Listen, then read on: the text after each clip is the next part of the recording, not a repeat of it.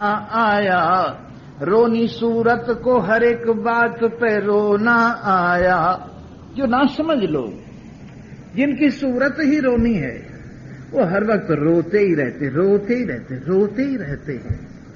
और जिनको समझ है, पूर्णता है, अपने में मस्ती है, वो हर वक्त खुश रहते हैं, प्रसन्न रहते हैं, आनंदित रहते हैं और अपने प्रियतम में मन लगा के मस्ती छानते। इसलिए ध्यान रखो इस बात का, खुशी कहीं बाहर से पुड़िया बांध के नहीं मिलेगी। खुशी आपके अंदर से निकलेगी जब आप समझ जाएंगे, पूर्णता अनुभव करेंगे, आनंद अनुभव करेंगे, सत्य अनुभव करेंगे, ज्ञान स्वरूपता अनुभव करेंगे, तो खुशियों की, बहारों की चारों ओर नुमाइश लग जाएगी। और यदि आपका मन दुखी है तो आपको कोई चीज अच्छी नहीं लगेगी। इसलिए समझदार ने अपने आप को प्यार किया है, वो अपने आप को परिपूर्ण अनुभव करता है, वो अपने आप का आनंद स्वरूप अनुभव करता है, वो अपने आप में सबको एक देखता है, सबको अपने आप में देखता है, अपने आप को सब में देखता है, अपने आप के प्यार से सबको प्यार हो जाता है। ये जानकर अपने आप को प्यार करने वाला सच्चा प्यार करने वाला है। इसलिए जिसे वो इश्क देते हैं और फिर कुछ नहीं देते, जिसे वो अपना प्यार देते हैं ना, उसे फिर कुछ और देने की क्या, उसको लेने की इच्छा ही नहीं रहती। एक दफे एक बहुत गरीब आदमी था, भगवान का अत्यंत प्रेमी, और उसकी घरवाली भी ऐसी सौभाग्य से मिल गई। और नहीं तो ये बड़ा दुर्भाग्य रहता है, घरवाली इधर और घरवाला इधर। कभी कभी सौभाग्य होता है जो दोनों परमार्थ की ओर चलने वाले हों तो 1 और 1 11 हो जाते, 1 और 1 11 हो जाते, नहीं तो 1 अपॉन 1 उल्टा पुल्टा ही काम रहता है। 1 - 1 समझो, 1 अपॉन 1 में तो फिर भी 1 आएगा, परंतु 1 - 1 = 0 ऐसा हो जाता है। घरवाला भक्ति कर रहा है और घरवाली शक्ति कर रही है, दोनों 0 हो गए। लेकिन जब 1 और 1 दोनों की भावना ऐसी हो तो 11 हो जाते हैं। जी हां, ये सौभाग्य से होता है। बोलो सच्चिदानंद। कथा में सो जाना ये बड़े सौभाग्य की बात है। और नींद आती कहां है? कथा के सिवा नींद कहां आती? बता, कोई जगह है दुनिया में सोने की? सब जगह कांटे बिखरे पड़े, सब जगह कांटे बिखरे पड़े हैं। कथा ही है जिसमें जाके आदमी को नींद आती है। ये भी एक खास बात, ये भी एक खास बात है। जी हां, तो बात चल रही थी, पत्नी भी उनकी ऐसी ही थी और इतने गरीब थे, जंगल से लकड़ी ला ला के काट काट के बेचते थे, लेकिन अंदर से गरीब नहीं थे, प्रसन्न थे, आनंदित, मस्त। किसी ने भगवान को कहा, हे भगवान त्रिलोकीनाथ,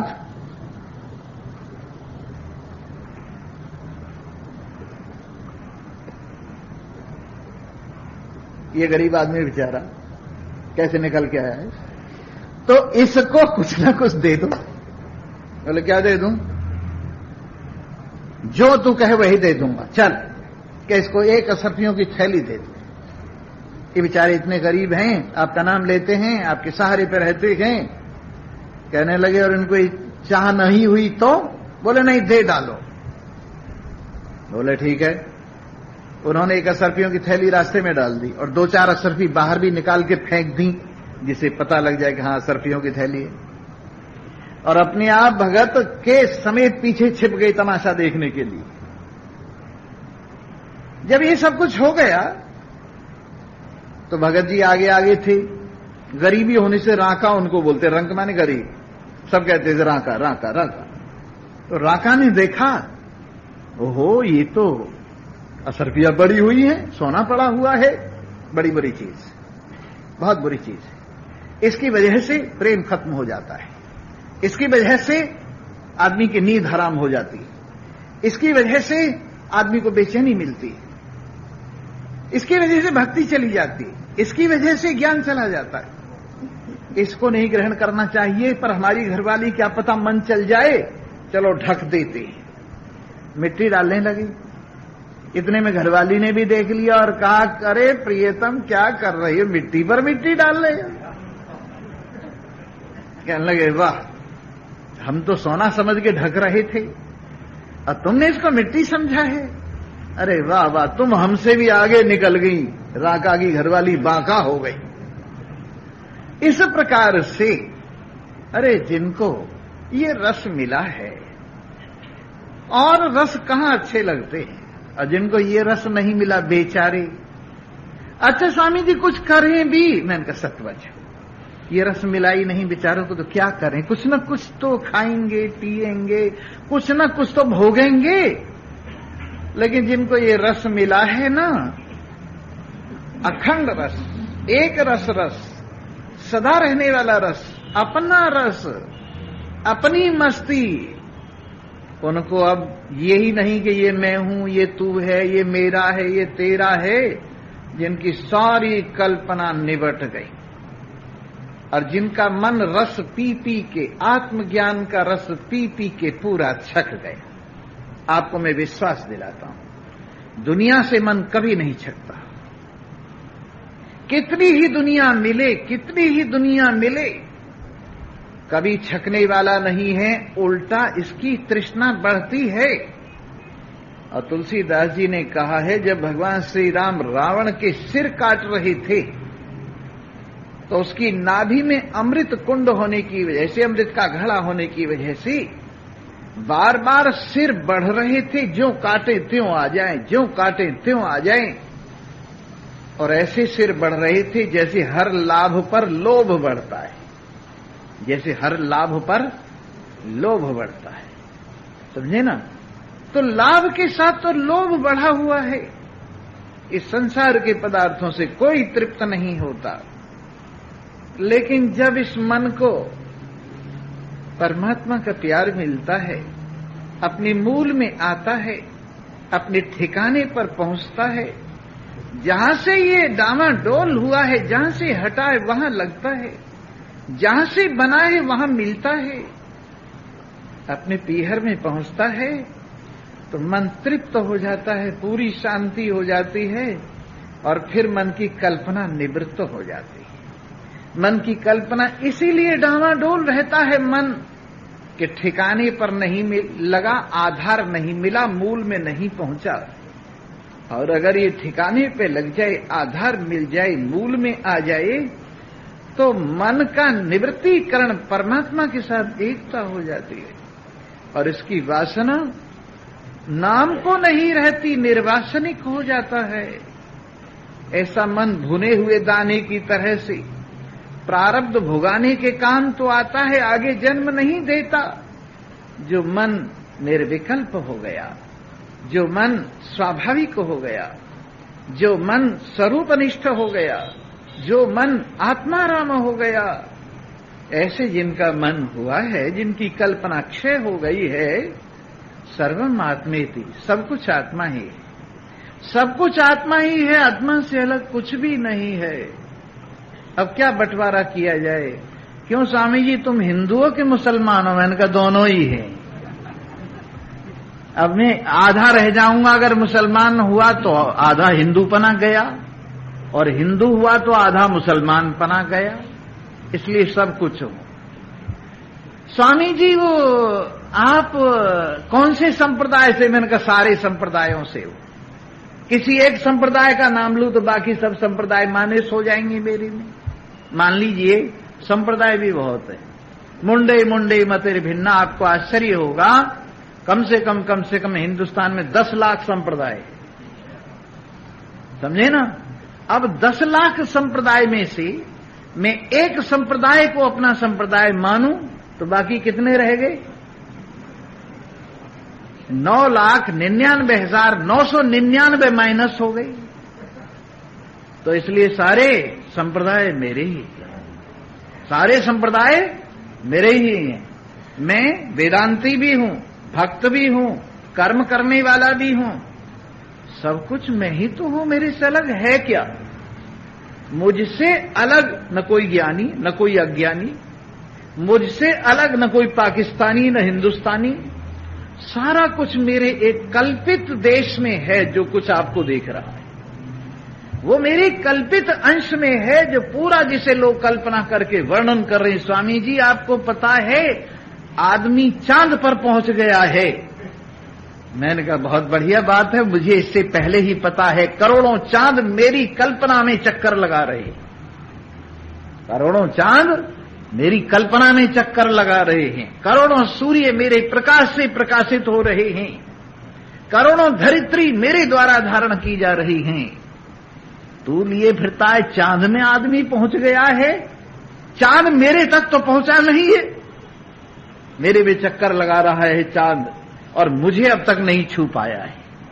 सूर्य मुझ में चक्कर लगा रहा है पर मुझे नहीं छू पाया है। इतना विशाल तत्व, क्या आदमी चांद में उतर आया, बहुत बड़ी बात हो गई। एक बात कही है श्वेतासुतर उपनिषद में और कहा है यदा चरमवदाकाशम वेष्टिष्यन्ति मानवा। जिस समय ये व्यक्ति इस आकाश को चमड़े की तरह से अपने चारों ओर लपेट लेगा, जिस दिन ये व्यक्ति इस आकाश को चमड़े की तरह से, मृगछाला की तरह से अपने चारों ओर लपेट लेगा, हो सकता है उस दिन बिना इस देव को जाने इसको शांति मिल जाए। कौन सा देव? आत्मदेव, अपना स्वरूप, अपनी वास्तविकता, मैं कौन हूं। जब तक इस बात को नहीं जानता तब तक शांति कभी नहीं मिलेगी। चाहे आकाश को चमड़े की तरह से लपेट लो चारों ओर, तुम चांद की बात करते हो। इस प्रकार ये महान तत्व, ये असीम तत्व, ये अखंड तत्व, ये अपार तत्व, सर्वम आत्मेति निश्चित्य, सब कुछ यही है ऐसा निश्चय करके तूष्णीभूतस्य योगिनः, चुप हो गया है योगी। कुछ कहने की बात नहीं रह गई है, पर अरे कहा भी न जाए और रहा भी न जाए, कहा भी न जाए और रहा भी न जाए, कहा भी न जाए। असीम है, अपार है, अपना निज स्वरूप है तो कहा भी न जाए। पर जो रस आ रहा है रहा भी न जाए, कहा भी न जाए, रहा भी न जाए। जब इन लोगों को धक्का खाते देखते हैं, रेलगाड़ी में धक्का पेल, मोटर में धक्का पेल, हवाई जहाज में धक्का पेल भागे जा रहे हैं। कहां जा रहे हैं? भगवान जी से मिलने के लिए जा रहे हैं। वहां जा रहे हैं, वहां जा रहे हैं, वहां जा रहे हैं, वहां जा रहे हैं, वहां जा रहे हैं, पर यहां नहीं आ रहे। कहां नहीं आ रहे हैं? अपने आप में नहीं आ रहे, बाकी सब जगह जा रहे, सब जगह जा रहे। एक आदमी का कुछ खो गया, सारा घर छान मारा, मिला ही नहीं। किसी ने कहा अपनी जेब देखी हो, जेब में देखा तो जेब में पड़ी थी वो चीज, और देख लो कहां कहां तक छान मारा, घर की हर वस्तु फेंक दी निकाल निकाल के गुस्से में, और छान मारा सारा घर, परंतु कहां पड़ी थी चीज? अपनी जेब में पड़ी थी। उसी तरह से भगवान जी जिनको ढूंढने के लिए धक्का पेल, वो भगवान जी आपकी जेब में पड़े हुए अपनी जेब भी देख लेते जरा। लेकिन हां, मेरी बात का विश्वास नहीं आता तुम लोगों को, सुनते तो हो क्योंकि ज्यादातर ये आदत पड़ी हुई है। नहीं साहब, जब तक कुछ करें नहीं तब तक कैसे बात बनेगी, जब तक कुछ धरे नहीं तब तक कैसे बात बनेगी। मैंने कहा सिर नीचे रखो, पैर ऊपर करो, बस भगवान जी मिले मिलाए। कई बार लोग ऐसे होते हैं। तुलसीदास जी के पास पहुंच गया एक आदमी, कहने लगा स्वामी जी भगवान जी से मुलाकात कैसे होगी। स्वामी जी, गोस्वामी जी समझ गए कि भगवान जी का चक्कर नहीं है, इसको इसका नुकसान हो गया, व्यापार में घाटा पड़ गया है, व्यापार में घाटा पड़ गया, दुखी होके ये आया है मेरे पास, बात भगवान की करता है, क्योंकि तुलसीदास जी के सामने धन की बात करना ठीक सा नहीं है। भगवान जी कैसे मिलेंगे? तुलसीदास जी ने कहा एक तरीका है, भाला गाड़ ले और नौक ऊपर को रहनी चाहिए भाले की, और ऊपर से छलांग लगा, भगवान जी मिल जाएंगे। उन्होंने कहा ठीक है, भाला गाढ़ लिया। अब ऊपर गया और पेड़ से देखा, ओहो इस पर गिर गया तो मर ही जाऊंगा, काहे कि भगवान मिलेंगे, फिर मिलते फिरेंगे। फिर नीचे उतर आया। तुलसीदास जी की बात झूठी नहीं हो सकती, हिम्मत करता हूं, फिर गया और फिर भाले की नोक देखी, कहने लगा बिल्कुल ही मर जाऊंगा, तुलसीदास क्या करेंगे अब इसमें। फिर वापस आ गया। नहीं, तुलसीदास जी ने बिल्कुल सत्य कहा होगा, महान संत हैं। कई बार चढ़ा उतरी हो गई, इतने में एक आदमी पहुंच गया, हिम्मती, कहने लगे क्यों, क्या बात है भाई।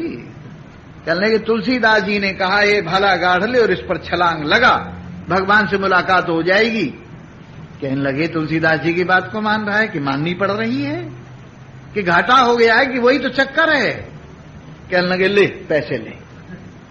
उसे पैसे दे के विदा कर दिया उसने।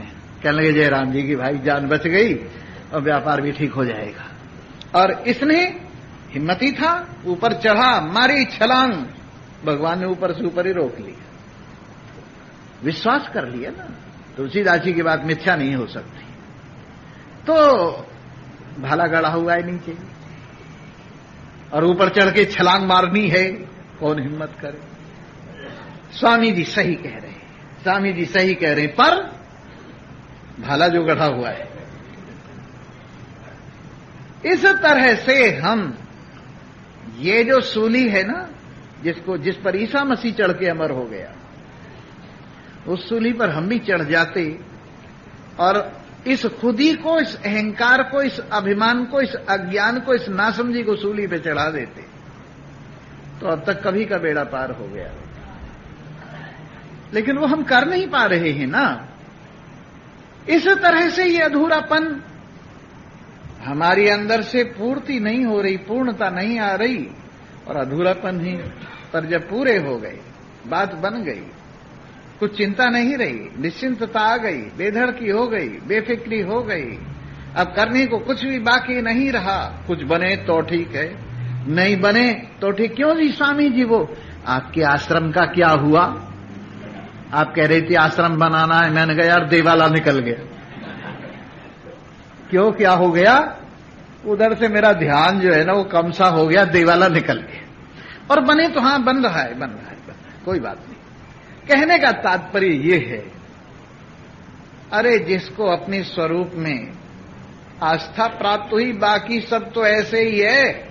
एक लड़के की शादी तय हुई, उस लड़के के ससुराल वालों ने पूछा क्या दहेज लेगा भाई? कहने लगे देखो मेरे को लड़की चाहिए, दहेज तुम्हारी मर्जी का। मेरे को लड़की बढ़िया चाहिए, दहेज तुम्हारी मर्जी का, जो चाहो दे देना, चाहे मत देना। बोले थैंक यू, ठीक है। लड़की बहुत बढ़िया आई, पर दहेज जितना बना दे दिया। लड़के ने भी कोई ख्याल नहीं किया, जितना मिल गया ठीक है। और एक लड़के की ससुराल वालों ने पूछा, वहां मां बाप की ज्यादा चलती थी, क्या चाहिए? कहने लगे लड़की कैसी हो? दहेज चाहिए, काली हो, पीली हो, लंबी हो, ठिगनी हो, चाहे जैसी हो, लेकिन दहेज चाहिए हमारे को 50 लाख चाहिए। बोले ठीक 50 लाख दे दूंगा, पर लड़की का? बोले कोई बात नहीं, लड़की कैसी हो। अब जब शादी आई, लड़की पीछे दहेज आगे, और वहां क्या था? लड़की आगे दहेज पीछे। तो जिनको दहेज पसंद था उनकी लड़की पल्ले ढंग की नहीं पड़ी, और जिनको लड़की पसंद थी उनको दहेज जितना मिल गया उनको चाहत ही नहीं थी। उसी प्रकार से भगवान जी तो लड़की की तरह से हैं और संसार दहेज की तरह से। अगर आपको भगवान जी से मुलाकात करनी है और ये कहना है भगवान जी आप मिलने चाहिए, बाकी कुछ मिले चाहे न मिले, तो मौज है, लड़की बढ़िया आ जाएगी घर में, भगवान जी से मुलाकात हो जाएगी, आनंद ही आनंद है, बाकी संसार जितना मिल गया ठीक है। और भगवान जी जरा मेरा ख्याल रखना, तुम अपना ख्याल मत रखना, और लक्ष्मी जी मेरे घर भेज देना। तो भगवान ने कहा अच्छा बेटा ले, साथ में अशांति, बेचैनी और सब लक्ष्मी जी की बहन जितनी है। लक्ष्मी जी विष्णु भगवान के साथ अकेली आती हैं, परंतु जिस समय विष्णु भगवान को छोड़ के आती है तो उनकी बहन साथ में आती हैं, चिंता साथ में आती है और तरह तरह की बीमारियां साथ में आती हैं, मुकदमे साथ में आती हैं और कई बलाएं साथ में आती हैं और उल्लू की सवारी होती है। इस प्रकार से अरे जिनको बढ़िया लड़की चाहिए उनका दहेज पे ध्यान है क्या? और जिनका दहेज पे ध्यान है उनको लड़की की परख नहीं, लड़की बढ़िया नहीं चाहिए। इसलिए मेरे मित्रों, ये आनंद स्वरूप, सच्चिदानंद स्वरूप, त्रिलोकीनाथ, अखिल ब्रह्मांड नायक, इससे जिनकी शादी हो गई, एकता हो गई, अब संसार जितना मिले मिले और नहीं मिले तो हरिओम तत्सत सर्वम आत्मेति निश्चित्य, सब आत्मा ही है ऐसा निश्चय करके तूष्णीभूतस्य योग ने जो चुप हो गए, शांत हो गए, मस्त हो गए, ऐसे नहीं जबरदस्ती चुप हो, स्वामी जी आ रहे हैं चुप हो जाओ, अरे ऐसे नहीं, स्वामी जी आ रहे हैं तो क्या हो गया, चुप होने की बात है, चुप हो जाओ, बात बन गई चुप हो जाओ। तो वैसे ही जिनकी बात बन गई, सब कुछ आत्मा है, जिन्होंने जान लिया, जिनकी कल्पना क्षीण हो गई, मैं ही सच्चिदानंद ब्रह्म सबका आत्मा हूं, ऐसा जिन्होंने जान लिया, ऐसे लोग फिर ये और वो, यूं और यूं, ऐसा और वैसा कोई विभाग नहीं करते। आइए आज की बात सुनाता चलूं थोड़ी सी। न विक्षेपो न चैकाग्र्यम नातिबोधो न मूढ़ता, हरे हरे हरे हरे हरे। न ज्ञानी को विक्षेप और न एकाग्रता, ये तो मन के धर्म है ना। चंचल होना मन का धर्म है और शांत होना मन का धर्म है, एकाग्र होना मन का धर्म है। पर जिनका मन ही नहीं रहा, मन ही परमात्मा में लय हो गया, मन ही स्वरूपाकार हो गया, तो उनको विक्षेप क्या और एकाग्रता क्या। नातिबोधो न मूढ़ता, और ज्ञान किसका धर्म, बुद्धि का धर्म है। और जिनकी बुद्धि ही आत्माकार वृत्ति होकर निवृत्त हो गई आवरण भंग करके, तो वहां बोध की विशेषता क्या और मूढ़ता क्या। न सुखम वा न वा दुखम, और जिनका मन ही नहीं उनको सुख क्या और दुख क्या, जिनका चित्त ही नहीं। उपशांतस्य योगी न, जो योगी अपने में मन लगाने वाले योगी, एक तो योगा करने वाले योगी हैं जो नाक पर ध्यान लगाते या भ्रकुटी पे ध्यान लगाते या यहां ब्रह्मरंध्र में ध्यान लगाते। आपने सुना ना, स्वामी जी अखंडानंद जी अभी कह रहे थे कि सबने अपने अपने लोगों की कल्पना की हुई और अपने अपने लोक को ऊंचे से ऊंचा कहते हैं। जैसे अब राधा स्वामी कहते हैं कि हमारा जो है ना लोक सबसे ऊपर है, वहां राधा स्वामी सबसे ऊपर रहता है। अब ये पता नहीं अमेरिका से उधर को ऊपर रहता है, हिंदुस्तान से ऊपर की तरफ रहता है। आप जानते हैं, इधर से ऊपर इधर, अमेरिका से ऊपर इधर है। जमीन गोल है और यह आदमी ऐसे खड़ा हुआ है, अमेरिका में यूं खड़ा हुआ है, तो उधर से ऊपर है कि इधर से ऊपर। चलो कल को सोच विचार के बता देना, आज तो इतवार है, आज छुट्टी, आज दिमाग पे जोर मत लगा। आज छुट्टी वाले दिन दिमाग क्यों गर्म करते हो। हाँ, भजन भी सुनाऊंगा। और हाँ, सुन लिया ना आपने, ऊपर को लोक है या नीचे को लोक है, ये सब लोक कल्पित है और एक से एक आगे लोक बढ़े जा रहे हैं।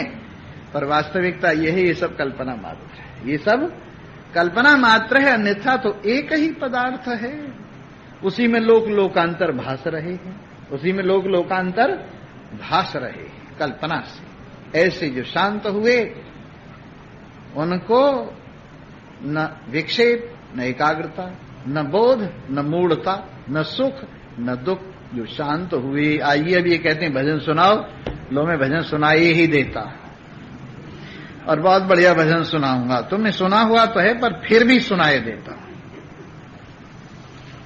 जागे जागे मोरा प्यारा, मैं तो सोई गई रे। जागे जागे मोरा प्यारा, मैं तो सोई गई। मैं तो सोई गई सोई गई सोई गई रे। जागे जागे मोरा प्यारा, मैं तो सोई गई। माया नगरिया में रहन हमारी जहां पर है अंधियारा, माया नगरिया में रहन हमारी जहां पर है अंधियारा। गली गली में चोर बसत हैं, गली गली में चोर, लूटे माल हमारा मैं तो सोई गई रे। जागे जागे मोरा प्यारा, जागे जागे मोरा प्यारा मैं तो सोई गई। अपने पिया का प्यार भुला कर जड़ता में सिर मारा, अपने पिया का प्यार भुला कर जड़ता में सिर मारा। मृग तृष्णा के पीछे भागी, मृग तृष्णा के पीछे ढूंढ फिरी जग सारा मैं तो सोई गई रे। अजी ढूंढ फिरी जग सारा मैं तो सोई गई रे। जागे जागे जागे जागे मोरा प्यारा मैं तो सोई गई रे। कस्तूरी नाभि में रहती महके जंगल सारा, कस्तूरी नाभि में रह महके जंगल सारा। बन बन मिर्गा मारा फिरता बिन जाने बेचारा मैं तो सोई गई रे। जागे जागे मोरा प्यारा मैं तो सोई गई। अपनी व्यथा सुनाऊं सखिया माया जाल पसारा, अपनी व्यथा सुनाऊं सखिया माया जाल पसारा। मारी मारी फिरूं जगत में घर में ही कोस 18 में तो सोई गई रे। जागे जागे मोरा प्यारा, जागे जागे मोरा प्यारा मैं तो सोई गई। प्यारा बोले प्यारा चाले प्यारा काम समारा, प्यारा बोले प्यारा चाल प्यारा काम संभाला। चेतन देव हमारा प्रियतम, चेतन देव हमारा प्रियतम, समझुन में धिकारा मैं तो सोई गई रे। जागे जागे मोरा प्यारा मैं तो सोई गई रे। आंख में चमके कान में सुनता सबकी जानन हारा, आंख में चमके कान में सुनता सबकी जानन हारा। मैं प्रियतम की मेरा प्रियतम, मैं प्रियतम आधारा मैं तो सोई गई रे। जागे जागे मोरा प्यारा, जागे जागे मोरा प्यारा, जागे जागे मोरा प्यारा मैं तो सोई गई रे। मैं तो सोई गई रे। पर अब जाना है ना, इसलिए अब जग गई रे। बोल सियावत। सर्वे भवन्तु सुखिनः, सर्वे सन्तु निरामयाय नमो नमः। स्वराज्ये भैक्षवृत्तौ च लाभालाभे जने बने, निर्विकल्प स्वभावस्य न विशेषो अस्ति योगिनः। क्व धर्म क्व च वा काम क्व चार्थ क्व विवेकिता, इदं कृतम् इदं नेति द्वन्द्वैर्मुक्तस्य योगिनः। कृत्यं किमपि नैवास्ति न कापि हृदि रञ्जना, यथा जीवनमेवेह जीवनमुक्तस्य योगिनः। भाग्यवान श्रोता वृंद, ज्ञानवान को न विक्षेप न एकाग्रता, न बोध न मूढ़ता, न सुख न दुख। जिसको सच्ची शांति मिली है। सच्ची शांति क्या होती है और झूठी शांति क्या होती है? जो शांति जरा सी देर के लिए यों ही उधारी मिलती है, किराए पे मिलती है, वो शांति काम चलाऊ शांति कहो, झूठी शांति कहो, थोड़ी देर की शांति कहो, और कईयों को शांति नाम की घरवाली भी मिल जाती है। वो शांति तो नाम की शांति। तो ये शांतियां जो थोड़ी देर के लिए मनचाहे पदार्थ की प्राप्ति पे प्राप्त हो गई, या यूं ही संसार के संबंध से जरा सी देर को प्राप्त हो गई, वो शांति थोड़ी देर की शांति है। जितनी देर आपका मन एकाग्र है उतनी देर की शांति, और वो भी एकाग्रता किसी विषय को लेकर है। लेकिन वास्तविक शांति कौन सी है? वो तो अपना आत्मा ही है। देखो, वास्तविक हर वस्तु आत्मा है। वास्तविक धन आत्मा है, काम चलाऊ धन संसार है। वास्तविक माता पिता बंधु गुरु सखा आत्मा है, और बाकी सब काम चलाऊ है। वास्तविक तत्व आत्मा है, वास्तविक सत्य आत्मा है, बाकी सब सत्ताएं काम चलाऊ है। वास्तविक ज्ञान आत्मा है, बाकी सब ज्ञान काम चलाऊ है। इसी तरह से वास्तविक शांति आत्मा है, और बाकी सब शांतियां काम चलाऊ ऐसे ही हैं। जितनी देर को मन एकाग्र है उतनी देर को है। लेकिन जिसका मन निवृत्त होकर, मन का बाध होकर, मन के विकल्पों का बाध होकर, संसार का मिथ्यात्व निश्चय करके अपने स्वरूप में जो टिकाव हुआ है, ये वास्तविक शांति है। और ये वास्तविक शांति न कहीं से उधारी मिलती, न किराए पे मिलती, न कृपा से मिलती। ये अपने आप में विद्यमान है। जो अपने आप में आ जाएगा, जिसका नशा उतर जाएगा, जिसकी निद्रा टूट जाएगी, जिसका स्वप्न भंग हो जाएगा, उसको ये शांति मिलेगी। और बाकी स्वप्न में भटकने वालों को थोड़ी देर की शांति है भी तो स्वप्न वाली शांति है। वैसे ही संसार के लोगों को थोड़ी किसी पेड़ के नीचे बैठ के शांति मिल गई, जैसे धूप में तपते हुए को पेड़ के नीचे शांति मिल गई। प्यासे आदमी को पानी पीकर शांति मिल गई। भूखे आदमी को खाना खा के शांति मिल गई। जिसके बच्चे नहीं हैं उसके बच्चे होने से शांति मिल गई। तो ये शांतियां तो स्वप्न की जैसी शांति। जैसे स्वप्न में शांति होती है मनचाहे पदार्थ के मिलने से, वैसे जागृत की शांति भी है। लेकिन स्वप्न के टूटने पर जो शांति है वो वास्तविक शांति है। वैसे अज्ञान के निवृत्त होने पर और अज्ञान के शक्ति विक्षेप के निवृत्त होने पर, अज्ञान की दो शक्तियां हैं, आवरण शक्ति और विक्षेप शक्ति। आवरण शक्ति माने न समझना और विक्षेप माने उल्टा समझना। आवरण माने ढकना, न समझना, और विक्षेप माने उल्टा समझना, कुछ का और कुछ समझना। तो ये दोनों शक्तियां, आवरण और विक्षेप, जब ज्ञान से निवृत्त हो जाती हैं, और आवरण निवृत्त होकर विक्षेप तो समझो निबटाया ही है, अपने आप निबट जाता है।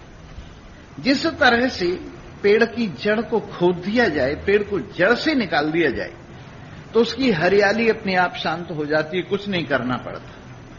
और जब तक पेड़ की जड़ न निकाली जाए, शाखाएं काट दी जाएं, तो फिर शाखाएं पैदा हो जाती हैं। उसी तरह से आदमी को विक्षेप थोड़ी देर को निवृत्त हो भी जाए, तो जब तक अज्ञान दूर नहीं हुआ विक्षेप फिर से पैदा हो जाएगा। विक्षेप को होने में क्या लगता है? विक्षेप की मां आवरण है, विक्षेप का बाप आवरण है, अज्ञान है, ना समझिए, न समझना है। और जब तक न समझना मौजूद है तब तक विक्षेप अशांति मौजूद है। और जिस वक्त आवरण ही निबट जाएगा तो विक्षेप कहां तक रहेगा? सब निबट जाएगा। चोर को मारने की बजाय चोर की मां को मारना चाहिए। चोर की मां कौन सी है? अज्ञान, अविद्या, सब चोरों की मां है। इसी से मोह का चोर पैदा होता है, इसी से काम के, क्रोध के, लोभ के चोर पैदा होते हैं, और इसी से सारे चोर अज्ञान से पैदा होते हैं। और अज्ञान को निवृत्त कर दिया जाए, अविद्या को निवृत्त कर दिया जाए, जो चोरों की मां है, तो फिर चोर पैदा होने ही बंद हो जाएंगे। चोर पैदा होने ही बंद हो जाएंगे। चोर तो पकड़ते पकड़ते गवर्नमेंट थक गई। जब से सृष्टि बनी है तब से लेकर आज तक जितने राजा हुए हैं सबने चोर और डाकुओं के लिए बड़े बड़े जेलखाने बनाए और उनमें पकड़ पकड़ के चोरों को बंद किया है, फांसियां लगाई हैं, सब कुछ किया है, लेकिन चोर फिर भी पैदा हो रहे हैं क्योंकि चोरों की मां पकड़ में नहीं आई। और एकाध चोरों की मां पकड़ में भी आ गई है तो जो चोरों की मां है सबकी सब, और उनकी सबकी मां है एक माया। सब चोरों की मां है माया और चोरों की मां है अविद्या। तो अविद्या तो हुई बहुत सी और माया हुई एक। तो इस तरह से माया और अविद्या जब इनकी निवृत्ति ज्ञान से हो जाती है तो चोरों की मां मर जाती है और फिर चोर पैदा होते ही नहीं। पर आम आदमी है, कहता है साहब चोर पकड़वा दो, मेरा मोह दूर हो जाए, मेरा काम दूर हो जाए, मेरा क्रोध दूर हो जाए, मेरा लोभ दूर हो जाए, मेरा राग द्वेष दूर हो जाए, मेरी अशांति दूर हो जाए। अगर हमने ये करवा भी दिए तो चोरों की मां जो बैठी हुई है फिर जन्म दे देगी चोरों को। इसलिए जब तक चोरों की मां नहीं मरेगी तब तक काम नहीं बनेगा। और चोरों की मां ज्ञान से निवृत्त होती है और कोई दूसरा उपाय इसको न जहर देने से मरती है ये, और न इसको इंजेक्शन लगा दो तो मरती है, न इसको पटक दो कोठे से तब मरती है, कुएं में फेंक दो तब भी नहीं मरती। कई सुसाइड कर गए तब भी मुक्ति नहीं हुई, फिर अगला जन्म ले लिया। कई आत्मघात कर गए, छुट्टी नहीं हुई, फिर अगला जन्म ले लिया। इसलिए मेरे मित्रों, जब तक चोरों की मां नहीं मरेगी तब तक चोर पैदा होते ही रहेंगे। और चोरों की मां कौन है? अविद्या। और इस अविद्या को निवृत्त करने का उपाय ज्ञान ही है, विद्या ही है।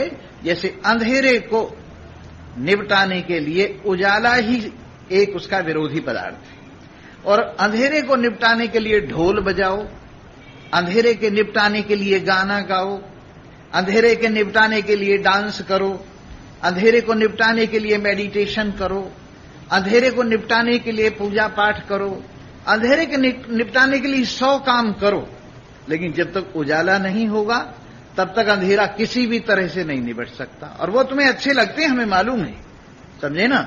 ऐसा है जैसे एक गांव के पास गुफा थी और उस गुफा में एक भूत रहता था, उसका नाम था सिर तोड़ भूत। जो गांव के पास गुफा थी उसमें एक भूत रहता था, उसका नाम था सिर तोड़ भूत। जो भी उसमें घुसता था उसी का सिर टूटता था। तो गांव वाले बड़े परेशान थे। तो गांव वालों ने घोषणा की कि जो हमारी गुफा का भूत दूर कर देगा उसको हम बहुत बड़ा इनाम देंगे। तो लोग आए, किसी ने कहा मैं दूर कर दूंगा, नवान्न पारायण कराओ, किसी ने कहा मैं दूर कर दूंगा, सप्ताह कराओ, किसी ने कहा मैं दूर कर दूंगा, कीर्तन कराओ, किसी ने कहा मैं दूर कर दूंगा, ध्यान लगवाओ, किसी ने कहा मैं दूर कर दूंगा, दशांग पूजा करो, षोडशांग पूजा करो। मतलब यह है कि प्रेयर, नमाज, सब पूरी जो है ना नुमाइश लग गई, लेकिन वो सिर तोड़ भूत नहीं भागा। देखने में तो बहुत अच्छे लग रही थी वो सब साधन करने वाले, कोई मेडिटेशन लगा के भगवान बुद्ध जैसा नजर आता था, और कोई कैसाई कोई कैसाई, तो बड़ी अच्छी लग रही थी। परंतु वो सब अच्छे लगने से क्या होता जब सिर तोड़ भूत भागा ही नहीं। एक सज्जन आ गए, कहने लगे भाई क्या चक्कर है, ये मंडी, साधनों की मंडी कैसे लग रही है? कहने लगे सिर तोड़ भूत भगाने का इंतजाम हो रहा है। तो भाग गया? बोले नहीं भागा तो नहीं है। और कितने दिन से लग रहे हो?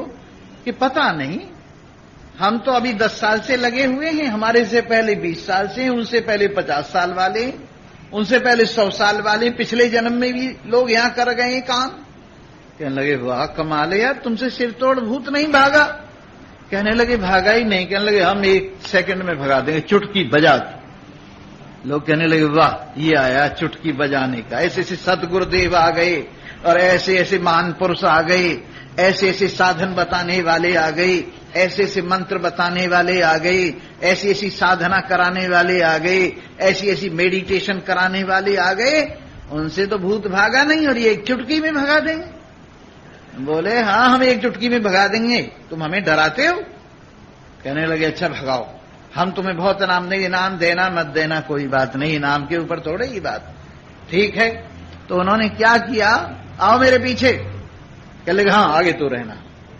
आगे वो हो गए और पीछे सबको ले लिया, किसी का सिर फूटेगा। आगे आगे हो गई और उन्होंने क्या किया, सिर्फ एक माचिस की तीली जलाई और एक दीवा जला के हाथ में ले लिया, उजाला हो गया, आओ मेरे पीछे। और उसमें कुछ भी नहीं था, अंधेरी की वजह से आदमी टकराता था जहां था और उसका सिर फूट जाता था। उसका नाम उन्होंने सिर तोड़ भूत रखा हुआ था। तो ये उजाले की जो कमी है और अज्ञान का जो अंधेरा है, उस अज्ञान के अंधेरे में जो व्यक्ति टकराता फिरता है संसार की गुफा में, इसका नाम सिरतोड़ भूत है। इसका नाम सिरतोड़ भूत है। और ये सिरतोड़ भूत जैसे दीपक के बिना अंधेरा दूर नहीं हुआ, दीपक जला अंधेरा दूर हो गया और फिर वो सिरतोड़ भूत किसी के सामने नहीं आए, बड़े आराम से सेकंडों में बात हो गई। पर मेरी बात का विश्वास कौन करेगा? जो 20 साल से माला रगड़ रहा है और मैं कहूं उसे 1 सेकंड में काम हो जाता है तो विश्वास नहीं। जो 10 साल से ध्यान कर रहा है, योगा कर रहा है, अब उसको मैं कहूं कि भाई इतनी देर में काम हो जाएगा चुटकी बजाते ही, तो कहां मानेगा मेरी बात?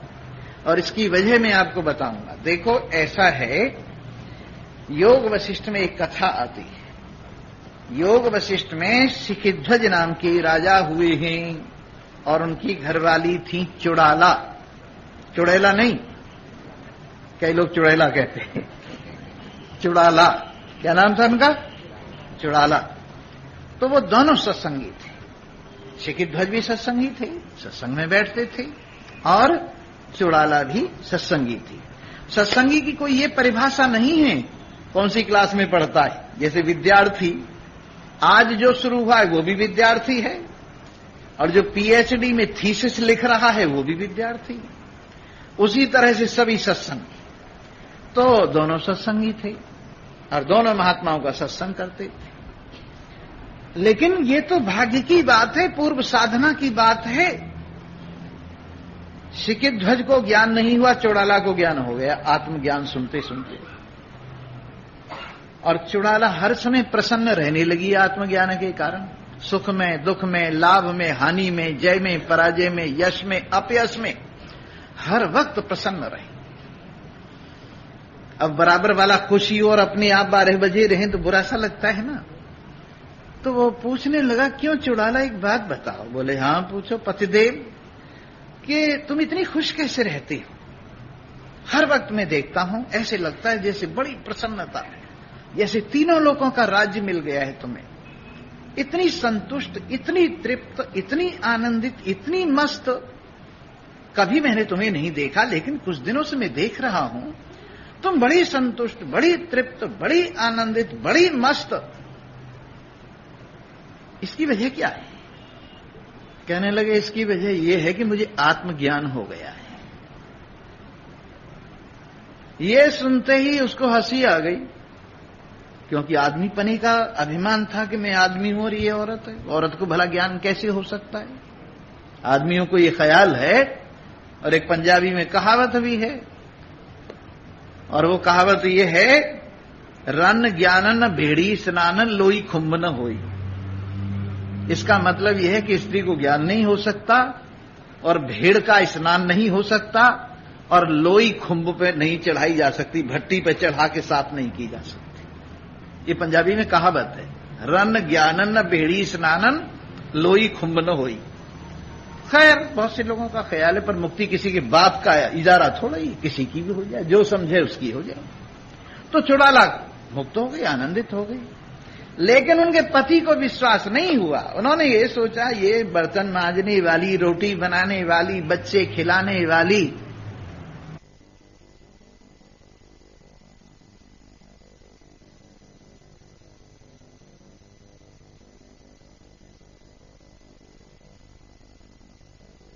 बैठे बैठे ये तुम्हारी नासमझी है, बेवकूफी है। और कहीं भजन पूजन पाठ मत छोड़ देना इस बेवकूफी की वजह से। अब उन्होंने सोचा, सीख तो उसको दीजिए जिसको सीख सुहाए, सीख न दीजिए बांदरा जो घर बैया का जाए। एक छोटा सा पक्षी होता है बया, वो घोंसला बनाता है, इतना बढ़िया बनाता है पेड़ के ऊपर बुन बुन के कि वो हवा में लहराता रहता है, और उसके अंदर बरसात हो,